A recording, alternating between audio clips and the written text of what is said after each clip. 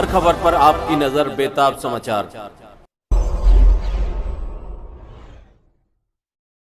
कैसी कैसी बहकी बहकी बातें पिछले 2 दिनों में अब ये शुरू हुआ है कि कांग्रेस पार्टी चाहती है कि आपके मंगलसूत्र और आपका सोना आपसे छीन ले। 70 सालों से ये देश स्वतंत्र है, 55 सालों के लिए कांग्रेस की सरकार रही है। किसी ने आपसे सोना छीना, आपके मंगलसूत्र छीने? इंदिरा गांधी ने अपना सोना, जब जंग हुई थी, अपना सोना देश को दिया। मेरी मां का मंगलसूत्र इस देश को कुर्बान हुआ है।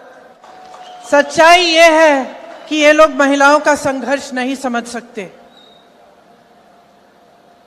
महिलाओं के दिल में जो सेवा भाव होता है ना, वो सेवा भाव हमारे इस देश की सारी परंपराओं का आधार है। वही सेवा भाव, वो जो महिला जो रात को सोएगी नहीं जब तक सारे नहीं सो जाएंगे घर में, वो महिला जब परिवार में संकट आता है, पैसों की कमी होती है, तो वो अपने गहने गिरवी रखेगी।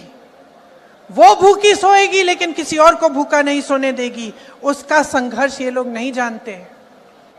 और अगर मोदी जी मंगलसूत्र का महत्व समझते तो वो ऐसी अनैतिक बातें नहीं करते।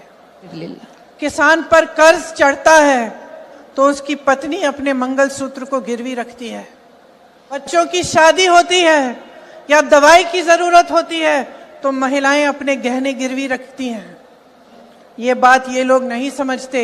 और इसका प्रमाण ये है कि जब नोटबंदी हुई और महिलाओं की बचत इन्होंने ली, इन्होंने कहा कि बैंकों में पहुंचाओ, तब मोदी जी कहां थे?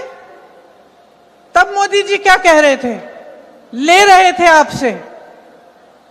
जब देश में उन्होंने कहा कि कल से लॉकडाउन हो जाएगा और सारे मजदूर पूरे देश भर से, बेंगलोर से भी, यूपी, बिहार, अलग अलग जगहों में पैदल निकले क्योंकि इन्होंने ट्रेनें बंद कर दी, बस बंद कर दी। तब जब खाना नहीं मिल रहा था शहरों में, जब कोई चारा नहीं था, तो महिलाओं ने अपने गहने, अपनी बचत गिरवी रखी।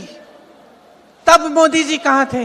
किसान आंदोलन हुआ, 600 किसान शहीद हुए। उनकी विधवाओं के मंगलसूत्र के बारे में सोचा मोदी जी ने? मणिपुर में एक जवान की बीवी को का वस्त्र हरण करके पूरे देश के सामने चलाया। मोदी जी चुप थे, कुछ नहीं बोले। उसके मंगलसूत्र के बारे में नहीं सोचा उन्होंने, पलक नहीं झपकाई उन्होंने। और आज चुनाव के लिए, वोटों के लिए महिलाओं को ऐसी बातें कर रहे हैं, डरा रहे हैं ताकि डर के वो वोट दें।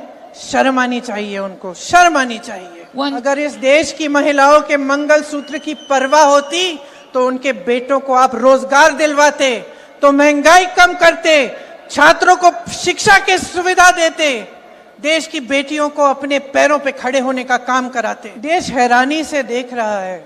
इतनी बड़ी बड़ी समस्याएं हैं।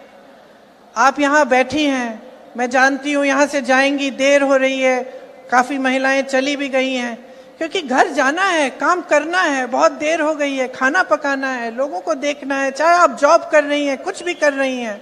इतनी महंगाई है, इतनी बड़ी बड़ी समस्याएं हैं, तमाम बच्चे बेरोजगार घूम रहे हैं, आपने मेहनत से पढ़ाया, शिक्षा दिलवाई, इतनी बड़ी समस्याएं हैं और इतनी छोटी छोटी स्तर की बातें हो रही हैं।